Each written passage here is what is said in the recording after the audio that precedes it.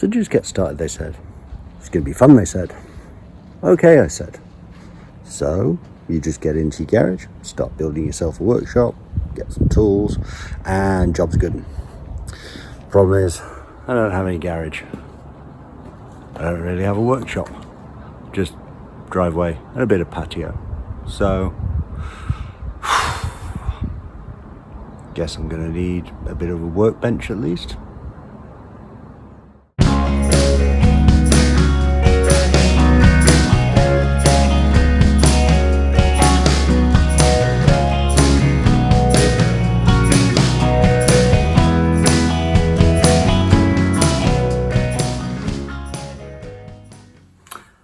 Hello, I'm Paul. Welcome to Wheatwood Works.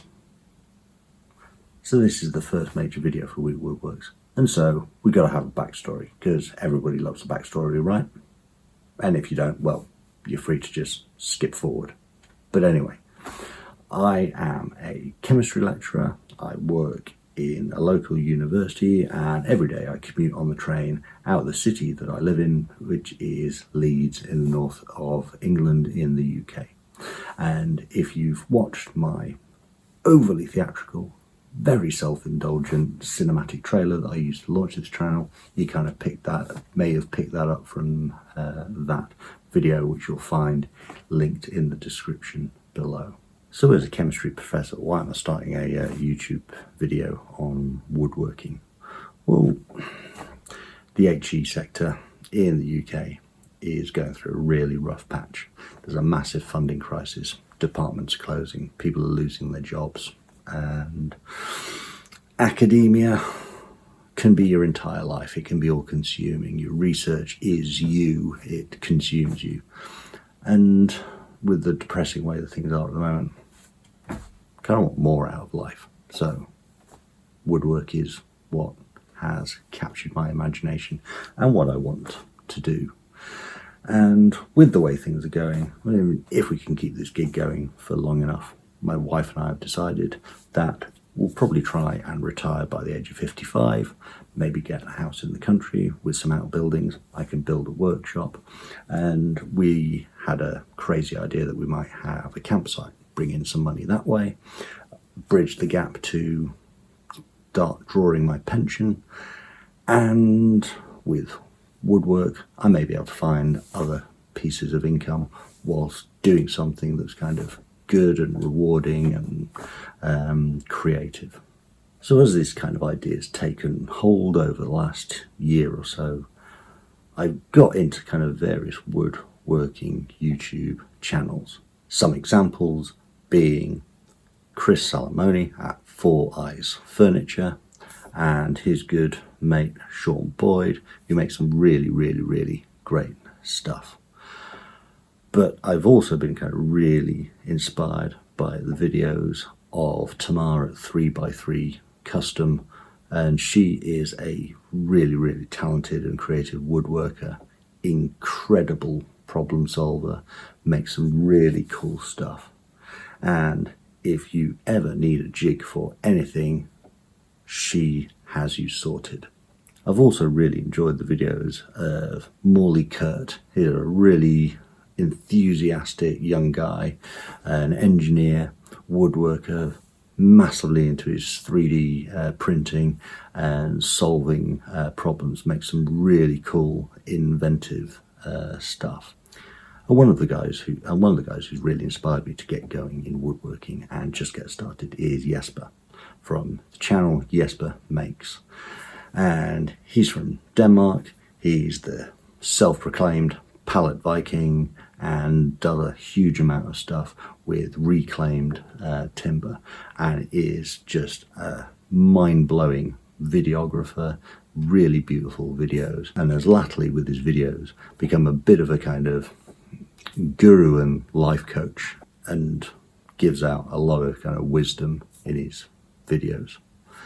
One of the other kind of really influential YouTubers that I've been watching a lot of is Mark Dana, who runs the channel Dana Made, and he is similarly a really enthusiastic woodworker who does an awful lot with reclaimed and recycled timber to make some beautiful things, and he is an enormous champion of people just getting started with the tools that they have and getting going.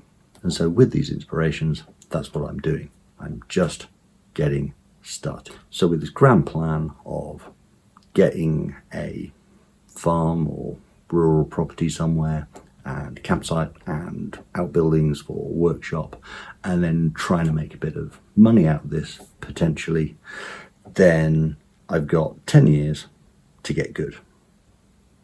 So let's get started. So obviously going to need a place to work. There's a bit of a problem there. Kind of moved into this house about 15 years ago maybe, and when we were looking for houses, the estate agent brought us to this one. It was one he'd got on his list. It was an extra one that we'd not seen on the listings, and so he brought us here and then took us straight to the back of the house. And yeah, you can see why he did that. There's a great view out the back over the Meanwood Valley off to Addle in the distance. Really lovely kind of neighbourhood and place. So we made an offer on the bus on the way back home after seeing the property. But yeah, the topology of this kind of landscape means no garage. So this is my workspace, my driveway and front garden. So it's going to be interesting. First things first, I'm going to need a workbench. So what I want is a portable, foldable, modular workbench that's robust and sturdy and easily movable, so that I can set it up on my driveway to work outside when the weather is okay, or be able to set it up indoors in my kitchen when the weather isn't so good. I'd seen these sawhorses on YouTube, which looked just like the kind of thing I want. Links are in the description below for what their original creator calls sawdogs. They're basically an A-frame structure that clamps a horizontal piece of 2x4 in the top, and this is tightened up with tensioning straps. I didn't download the plans, but tried to figure it out myself as a challenge, and thus I made several mistakes along the way. So I need some timber, and I went off to Woodlands DIY in Horsforth on the outskirts of Leeds. Woodlands is a nice friendly local DIY store with lots of structural dimensional timber and sheet material, which they'll cut for you to required dimensions, so if you're local then check them out. Link in the description. I'm making 2 sawdogs, constructing both from 18 metres worth of 2x4. Each leg of the sawdog has a compound mitre 22 degrees across the wide face and 10 degree mitre across the narrow profile, so that the legs splay out and provide a broader, more stable base. The video I watched said that the legs are 32 inches long, but I cut mine to 36 inches, as being a little taller and the wrong side of my 40s, I didn't want to have to bend over so much. I used a speed or rafter square to draw lines for my cuts, and used a handsaw clamping to an overhanging paving slab. It would be easier with a mitre saw, which I didn't have access to at the time, but it worked out okay. With all 4 legs done, I cut the notches in the tops of the legs, again mitered at 22 and 10 degrees.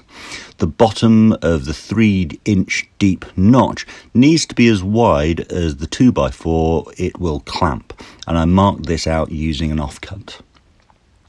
When planning the notch cuts, it's best to try and arrange the legs in their approximate final positions and rough mark where the cuts should be. Due to the compound mitres and splayed legs, the pair of legs for each side need to be complementary to each other, not identical. Otherwise, when you turn around one of the legs, the mitered notches won't line up and won't be parallel. And here is where I screwed up a few times, so be careful.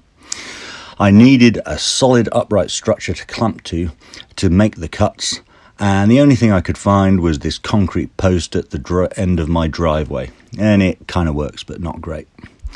Notches cut, I drilled holes for the bolts to hold the legs together.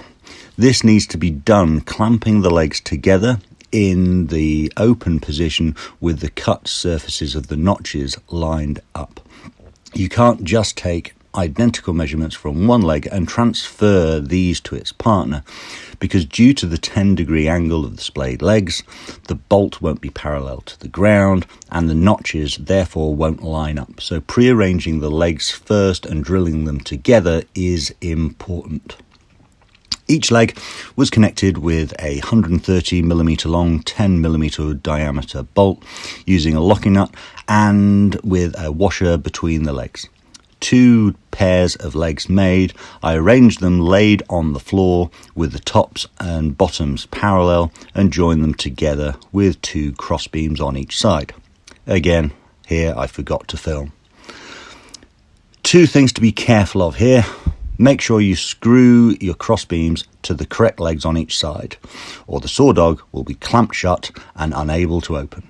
And 2, make sure the top beams are low enough that they don't obstruct the legs from opening. I fell foul of both these points.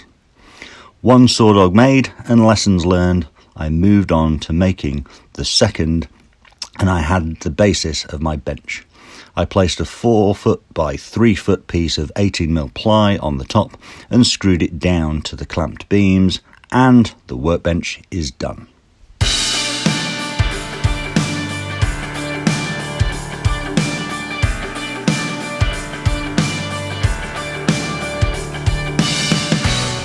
So this bench is finished.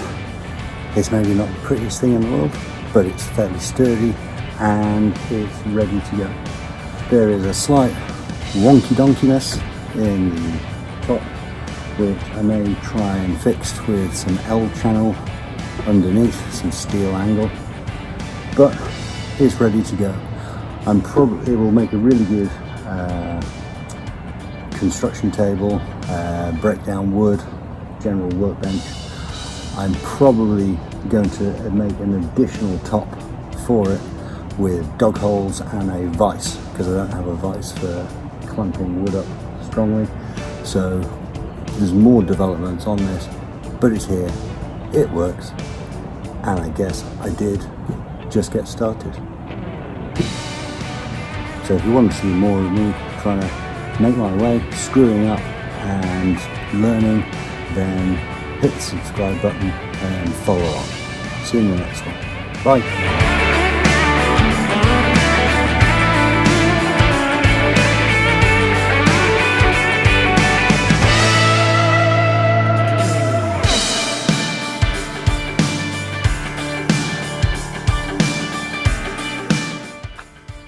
Sean Boyd does it.